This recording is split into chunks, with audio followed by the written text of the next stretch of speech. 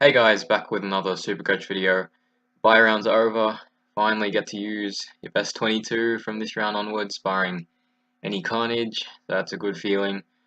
But it was a good ending to the buy rounds. Scored 1,952, top 3%.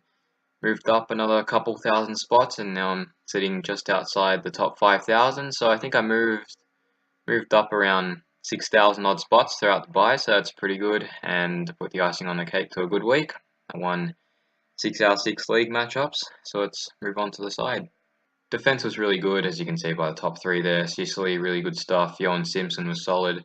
Hurley had a quiet first half, but picked it up in the second half and got his way up to an 85. And Richards, he was okay. Kicked a big goal in the fourth quarter to bump his score up a bit. The midfield was carried by the 187 from Paddy Cripps, who was unbelievable against the Pies. Tom Mitchell was vice, didn't quite deliver. Still came out with a solid score, but as vice, you'd obviously like more from him. He copped some attention from Took Miller, particularly in the first quarter, so that didn't help his cause. Clayton Oliver also copped some attention, but still came out with a solid 108.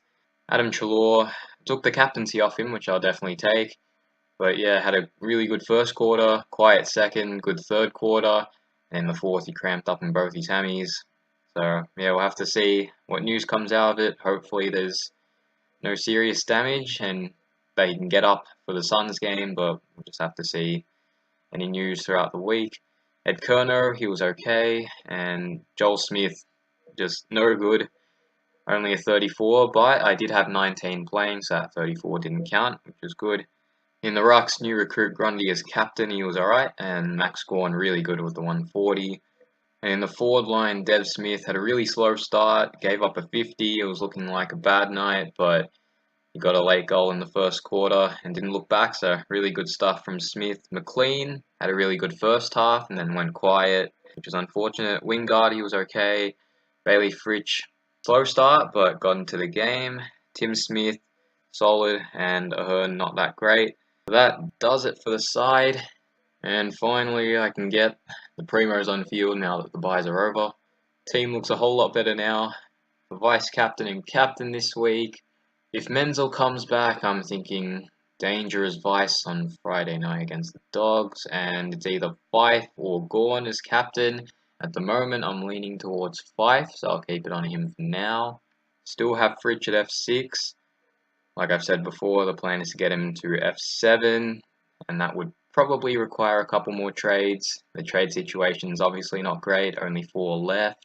So hopefully when I have only a couple of trades left, the luck isn't as bad as it was last year when I had Selwood, Pendlebury, Duncan and Merritt out in the same round. The current plan is to get Richards out to a loophole player. Richards has served me very well. The loop that I trade Richards to will probably depend on my trade plan. At the moment, it's to get Webster come round 16, and the loop that I was planning to trade Richards to was Brander, but because I'm getting in Webster next week, Sicily will most likely be moved forward, and that would mean that I couldn't even swap them around if I wanted to, because they'd both be stuck in the forward line, so I might as well get a different loop at this point. And I talked about him a few weeks before, but I never traded him in because I was able to get in Giro, so this week it'll be Petrocelli coming in as the loop for Richards. That leaves me with 328k in the bank. So this is how the team should look for round 15. Don't think there's anything else to talk about. So I'll end off the video here. Hopefully the news on Treloar is good, and I'll see you guys in the next video.